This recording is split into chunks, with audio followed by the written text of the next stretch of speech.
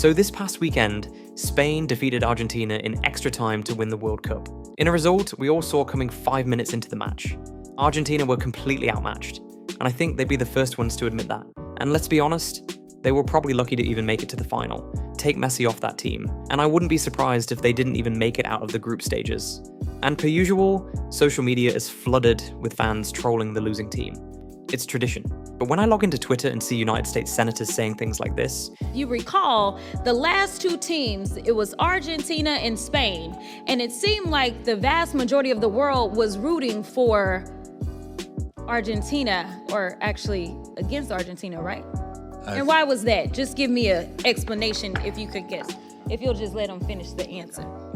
Spain had the best team. Maybe that's why they were rooting for them. There's also a racist history that exists as it relates to Argentina. We have officially lost the plot. The smear campaign against Argentina, and more specifically Lionel Messi, has gotten completely out of control. Before we get started, let me make one thing very clear. I'm not saying you have to like Argentina or Messi.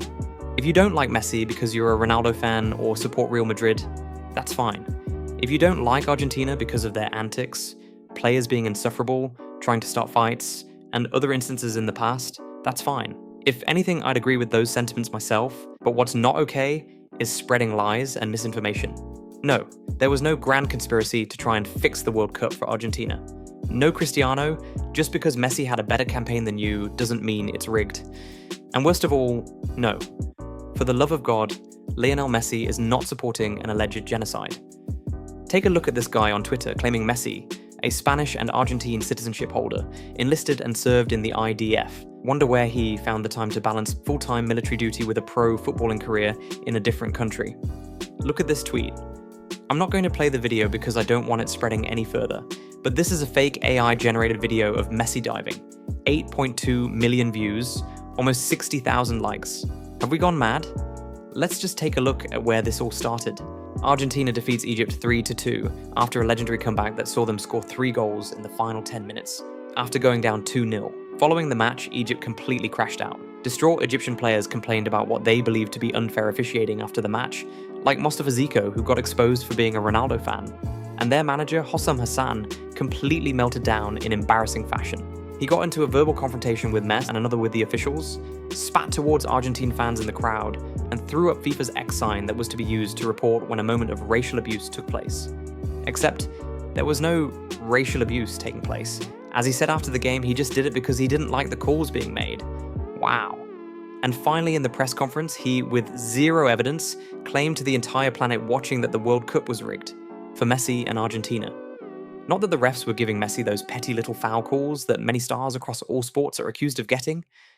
No, he said with his chest, that the World Cup is rigged for him, and basically that we are all watching a scripted event that's no different to the WWE. Egypt's loss was decided by FIFA before the game, and he wouldn't watch another game of the unfair World Cup, which he also lied about because he's now big talking to the press after Argentina lost to Spain. And of course, millions of casual fans who couldn't name you 3 players on Chelsea's current squad, and who probably didn't even watch the game, took this and ran with it. Better soccer player all time, Aubrey Graham or Giannis? I say Giannis. Why do you like Giannis? I don't know. Just like, I like, style. Yeah. Let's focus on this guy, Hossam Hassan. This whole mass psychosis against Argentina pretty much began after this match, and I'd argue easily he was the biggest perpetrator. In 2015, while coaching Al Mazri, Hassan became angry after a match and physically attacked a photographer, grabbing and choking him. The incident was caught on camera, and he was suspended by the Egyptian FA. Throughout his managerial career, repeatedly been sent off, argued aggressively with referees, entered the pitch during matches, and received touchline bans. Long before the Argentina game, Hassan frequently claimed referees favoured bigger clubs. Egyptian football authorities were biased. His teams were being treated unfairly. Over the years, he's been involved in heated post-match confrontations, shouting matches, near altercations on the touchline. Several matches in the Egyptian Premier League ended with Hassan needing to be separated from opposing staff. Even as a player, he had a fiery reputation. He accumulated red cards, fights with referees, confrontations with opponents. Throughout his career, there has been controversy, and the one common denominator is him. I usually try to stay as objective as possible and avoid speaking like this.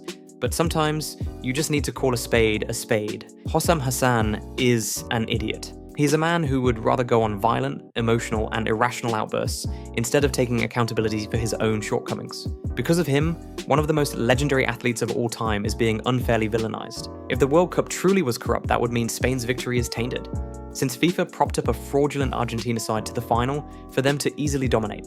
But nope, all of a sudden, Messi loses, and all of a sudden the so-called corruption going on ceases to exist.